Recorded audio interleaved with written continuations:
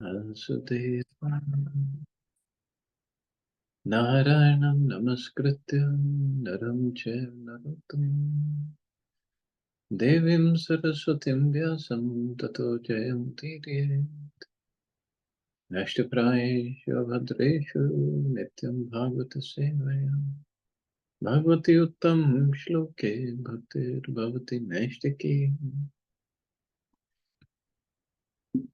So continuing with the discussion on Srila Prabhupada Lilamrita by Sasrup Das Goswami, Volume 3, Only He Could Lead Them, San Francisco, India, 1967.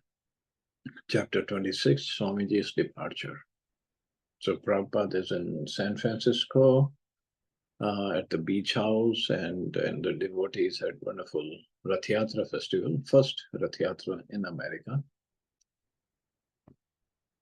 And afterwards, they brought the deities to the house where Prabhupada was staying. The whole world was in anxiety, Prabhupada explained to the devotees gathered in his room that evening. Only in the spiritual world was there freedom from anxiety. Becoming free from all anxiety and returning to the spiritual world was the purpose of Krishna consciousness, and festivals like Rath Yatra made people Krishna conscious. Prabhupada had many ideas for festivals. If he had the money and the manpower, he said he could have a festival every day. There was no limit to Krishna consciousness. This Rath Yatra festival was another sign of the good reception for Krishna consciousness in the West. He wrote Brahmananda in New York. The house is situated in an exceptionally nice spot, and the house itself is aristocratic. So there is nothing to complain about the house and place. The only difficulty is that I cannot go to the temple on account of the zigzag course of the road and crossing the mountains. Anyway, the devotees are coming here, and the Rath Yatra festival was just performed with great pomp. More than 500 people followed the procession to the beach, and there were about 24 cars. They distributed thousands of chapatis, and at last, Shri Jagannath Baldev Subhadra kindly came here in our house and will stay here for 1 week and then return.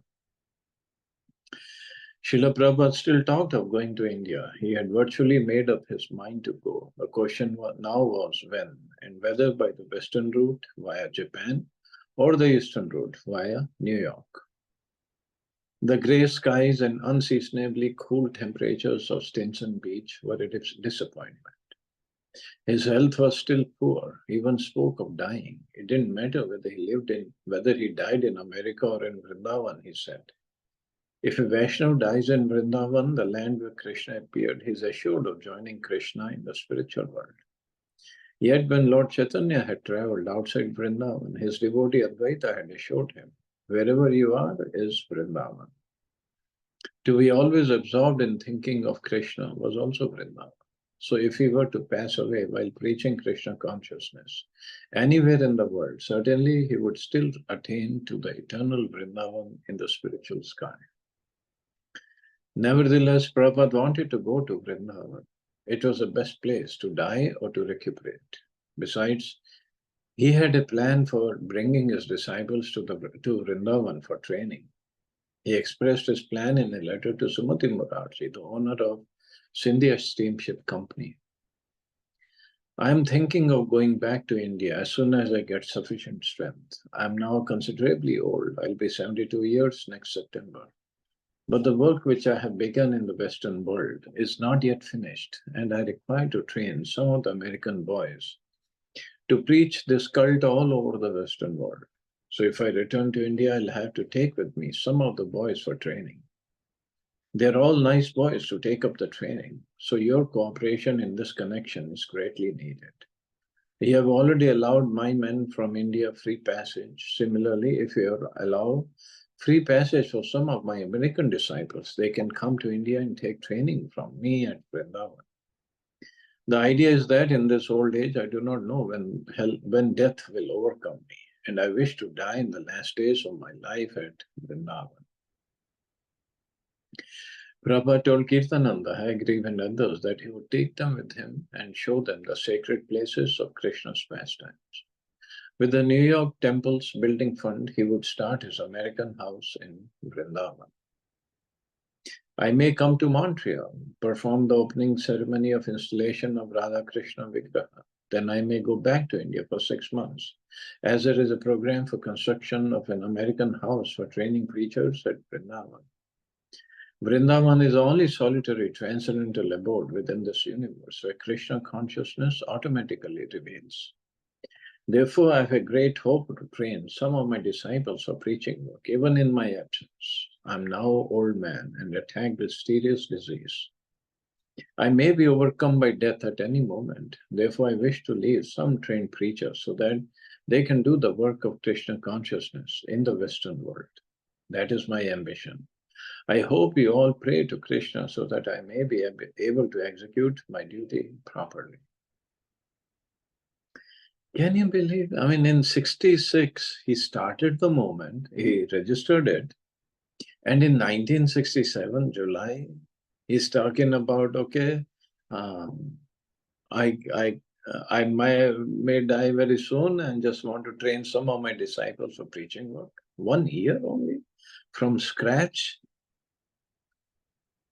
They could be trained so much that few months they can start preaching all over the Western world. Not just in one city, not just in one area of one city, all over the Western world. This is really ambitious. But that's what Prabhupada is. When Govindasi wrote Prabhupada that she was anxious to serve him again as she had in New Jersey, he replied that he would be going to India to try to construct an American house where you will be invited to come and live for all the days. Both your husband, yourself, you'll find a very peaceful atmosphere in Vrindavan to worship Krishna.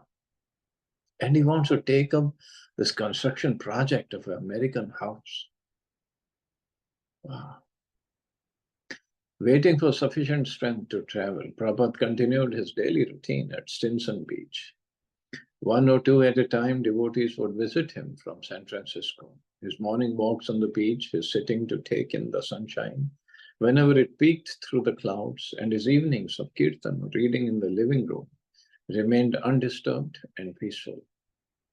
Upendra. He would sit in his chair on the beach side of the house. He liked to see us go in the water and play. At first, I felt a bit strange going in the water and knowing that Swamiji was watching me. But I went in and began washing my body. When I looked back at Swamiji, he was motioning from his chair, throwing his arms up like he was splashing in the water. He kept doing it and I finally understood that he wanted me to splash and play in the water. As I began to splash and jump around in water, he nodded his head and smiled broadly. Mukunda. I went on a walk on the beach with Swamiji, and when he sat down, I sat down opposite him. Then he asked me, "What's your definition of Krishna?" I said, "Krishna is God, he's a supreme being, our duty is to worship and serve him." Swamiji seemed fairly satisfied, and then he said, "You must chant 64 rounds per day on your beats." I was shocked at this and could not answer. I didn't know if there was any need to answer. I just kept looking at Swamiji and he looked at me. After some time he said, "Or at least you can chant 32 rounds a day." Still silence. I considered it to be difficult to chant even 16 rounds. I was wondering how I could possibly chant 32 rounds. After some time, Swamiji said, "At the very least, you must chant 16 rounds every day." I said, "Yes, Swamiji." I knew that I could at least try to handle that much. Prabhupada told Kirtananda that he wanted to play the piano. The Jagannath deities who had sat atop the piano for a week were now back in San Francisco at the temple. But when Kirtananda and Upendra moved the piano away from the wall, they heard the thud of a falling object. "What's that?" Prabhupada asked. Kirtananda reached behind the piano and produced a framed canvas wrapped in a madras. He uncovered it and revealed a painting of Lord Nrsimhadev. "Why is this being hidden behind the piano?" Prabhupada asked. Janaki happened to be visiting at that time, and she confessed. While she had been arranging the house for Prabhupada's arrival, someone had sent the painting to the house. She had found it and hidden it. It was ghastly, she explained. Lord Nrsimha was tearing open Hiranyakashipu's abdomen and there was blood everywhere. Patiently, Prabhupada explained that although materialistic people feel sorry for Hiranyakashipu, devotees become ecstatic when they see Nrsimhadev tearing him apart. Hiranyakashipu, he said, had terrorized the whole universe and had usurped the throne of Indra, the king of heaven. Hiranyakashipu had even tortured his own 5-year-old son Prahlad, a pure devotee of Lord Krishna. So there was nothing wrong in Lord Nrsimha's pastime. In fact, Hiranyakashipu, having been killed by the Lord, had been liberated. After directing the devotees to hang the picture on the wall, Srila Prabhupada sat down and played the piano. The devotees had seen Prabhupada beautifully play the Indian harmonium, his left hand pumping the bellows, his right hand fingering the keyboard, but never a piano. But they weren't aware he knew how. But he expertly played the melodies of Indian bhajans, and after about 5 minutes, he stopped. Some evenings, Prabhupada would speak or arrange debates, although Kirtananda was constantly cautioning. When Prabhupada wanted to speak, it was impossible for any of his disciples to stop him. Sometimes he would ask Kirtananda to debate with one of the visiting devotees. One devotee would argue for the impersonalist or atheist position, and the other would argue for the Krishna conscious position. Prabhupada would judge, but no sooner would the argument begin than Prabhupada would interrupt, take the position of the devotee, and defeat the atheistic or impersonalistic argument. The devotees loved it. Prabhupada was unable to confine himself either to the role of a silent judge or that of a recuperating patient. Why do we concentrate on the impersonalists? Kirtananda asks. Why do we attack them so much? Why don't we concentrate our attack on the atheists? You say that because you are an impersonalist, Prabhupada answered angrily. On another occasion, Prabhupada explained that non-devotees who mislead the innocent public are demons and should be exposed. Kirtananda objected. If we call them demons, they will never come around. But they are demons, Prabhupada replied. So non-devotees, as Bhagavad Gita also says, but Prabhupada was heavy, they are demons. But we can't call them demons, Swamiji. Yes, they are demons. Unless you understand this point, you will not make any advancement in Krishna consciousness. Can demon become devotees? Kirtananda asks. Oh yes, Prabhupada answered. If they chant Hare Krishna and render service, even demons become devotees. Most of the devotees had to remain in San Francisco, hoping for a chance to visit Swamiji. From the few who knew firsthand, they heard about Swamiji's plans to leave for India, perhaps never to return. It was painful to hear, his going almost to death, but then returning by Krishna's grace and rejoining them in San Francisco, yet being unable to stay with them as before. And now his plans of going to India, maybe forever. These activities intensified the concern and love for him. Devotees worried, speculating on whether they could carry on without Swamiji. One devotee suggested that perhaps one of Swamiji's godbrothers should come to America and fill in for Swamiji, and if the worst happened, take over the leadership of the International Society for Krishna Consciousness. When the suggestion reached Prabhupada, he considered it without immediately replying. Mukunda. I was sitting alone with Swamiji in his room, and he was very grave and silent. His eyes were closed, and suddenly tears began flowing from his eyes. And he said in a choked voice, "My spiritual master was no ordinary spiritual master." Then he paused for some time, and wiping the tears from his cheeks, he said in an even more choked voice, "He saved me." At that point, I began to understand the meaning of spiritual master, and dropped all consideration of ever replacing Swamiji. So amazing conversation between Prabhupada and Mukunda, who later became Mukund Maharaj. After 2 days, Prabhupada said he would not call any of his godbrothers to come and take care of his disciples. He said, if this person speaks just one word different from what I am speaking, there will be great confusion among you. Actually, he said, the idea was an insult to the spiritual master.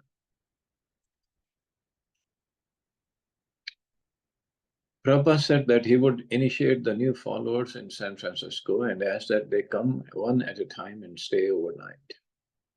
Without performing any fire ceremonies, they simply talked with each new person, asking him to follow the 4 rules and chant 16 rounds a day. When the follower promised, Prabhupada initiated, sitting on the bed while the disciples sat before him on the floor. Prabhupada would chant quietly on the disciples' beads and then give him or her a spiritual name. One day, one of the new candidates for initiation came in very nervously and bowed down before Prabhupada. The boy didn't get up.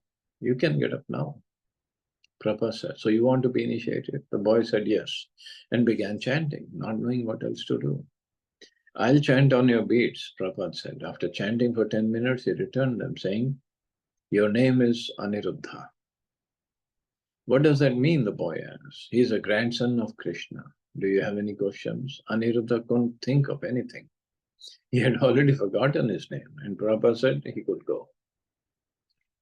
Later, Prabhupada called for Aniruddha, but Aniruddha didn't know what it was his name, that it was his name being called. Aniruddha, Kirtananda said and looked at him. Swamiji is calling you. Another boy who came out receiving the name Uddhav. The next day, as Prabhupada was sitting in the yard, he called Kirtananda, Upendra, Uddhav. He wanted to read them a verse he had encountered while studying Srimad Bhagavatam. Kirtananda and Upendra came and sat at Prabhupada's feet. Oh, where is Uddhav? Prabhupada asked. Upendra told him that Uddhav had gone up the hills to look at the cows and chant to them. Upendra thought that Swamiji would be pleased to hear that his new disciple had climbed the hills just to chant to the cows. But Prabhupada shook his head unhappily, restlessness. He had wanted the new boy to hear the verse, Jayati Jayati Devu, Devaki Nandano Vaso, Jayati Jayati Krishna, Vrishni Vansha Pradipaha, Jayati Jayati Megha, Shyamala Komalango, Jayati Jayati Prithvi, Bhara Nasho Mukunda. Prabhupada gave the translation, all glories to the Supreme Personality of Godhead, who is known as the son of Devaki. All glories to the Supreme Personality of Godhead, the light of the Vrishni dynasty. All glories to the Supreme Personality of Godhead, whose bodily luster is like that of a new cloud, and whose body is as soft as lotus flowers. All glories to the Supreme Personality of Godhead, who walks on the planet Earth to deliver the world from the scorn of demons and who can offer liberation to everyone. After repeating the Sanskrit and the translation, he told them they could return to their duties. Prabhupada told Kirtananda he had definitely decided to go to India via New York as soon as possible. Kirtananda packed Swamiji's things and drove Swamiji down to San Francisco to spend the night at the temple. They would leave the next morning. The temple and even Prabhupada's apartment were very hectic that night, with many devotees and guests wanting to see Prabhupada and dozens of people wanting initiation. When Kirtananda advised Prabhupada not to exert himself by going down for the evening program, Prabhupada insisted on at least going and sitting during the kirtan. When he entered the storefront, the devotees immediately stopped the kirtan, dropping down to offer obeisances. There was a hush. He commanded a new reverence. This might be the last time they would see him. They watched him during the kirtan as he played his kartals, singing with them for the last time. The uninitiated wanted to accept him as a spiritual master though, before it was too late. Swamiji asked for the microphone. No one had expected him to speak. Kirtananda, the only person in a position to restrain him, said nothing and sat before him like the others, submissive and expectant. Prabhupada spoke quietly about his mission. Under the order of a spiritual master, he was bringing Lord Chaitanya's movement to America, and Krishna had kindly sent him so many sincere souls. I have a few children in India from my family days, he said, but you are my real children. Now I am going to India for a little while. Everyone fixed his attention on Swamiji as he sat before them, leaning against a Madras-covered wall, speaking softly. Suddenly the door opened, and Ravindra Swarup unhappily entered. Everyone knew that Ravindra Swarup wanted to leave Krishna consciousness. He hadn't taken his initiation vow seriously. He wanted to move on, but he didn't want a spiritual master anymore. The other devotees had discouraged him, but he had persisted. They were incredulous. How could he do such a thing on the night before Swamiji's departure? Ravindra Swarup fell to the floor to offer obeisances, but he didn't rise up. Instead, he began crawling on his hands and knees towards Prabhupada. Ravindra usually had a cavalier manner, enhanced by a handsome face, long tousled hair, and a beard. But now he was wretched and sobbing and crazy. He crawled towards Prabhupada, who sat but 2 steps off the floor on the simple redwood dais. Prabhupada looked at him and with compassion. "Come here, my boy." Ravindra crawled up the steps and placed his bushy head on Prabhupada's lap. Moved, the devotees watched as Prabhupada stroked Ravindra's head, and the boy cried and cried. "What's wrong, my son? You don't have to be so unhappy." Ravindra bawled out, he sobbed. "I want to reach God directly, without anyone in between." Prabhupada continued to pat and stroke the boy's head. "No, you continue to stay with us if possible. Don't be a crazy fellow." Ravindra's weeping subsided, and Prabhupada continued, speaking both to Ravindra and to the emotion-struck group in the room.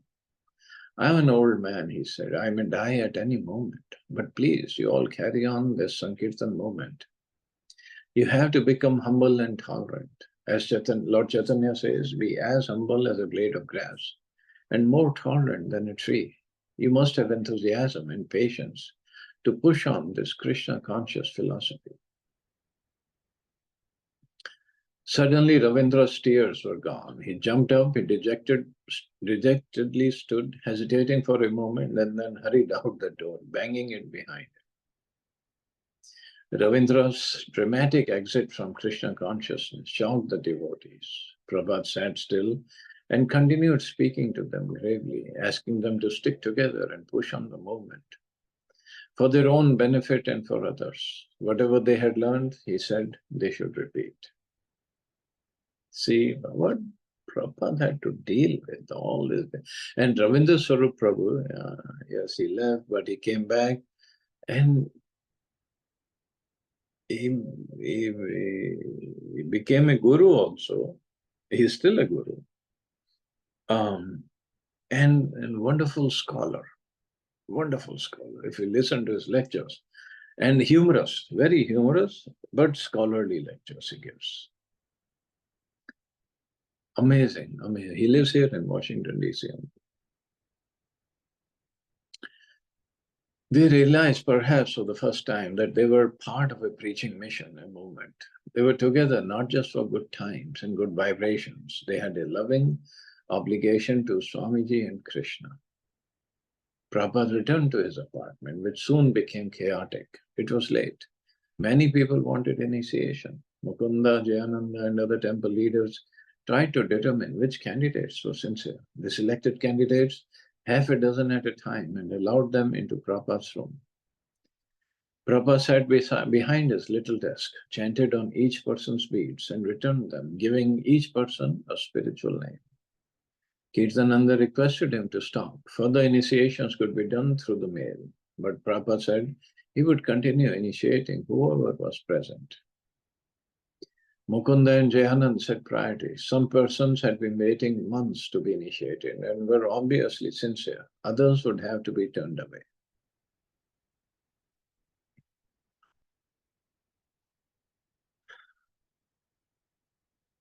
Amazing scene. We can't even imagine what is going on.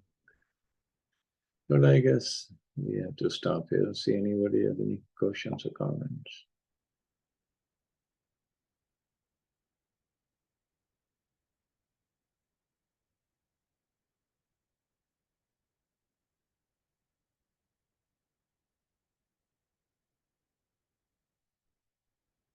Okay, you all have safe and wonderful day. Hare Krishna. Jai Srila Prabhupada.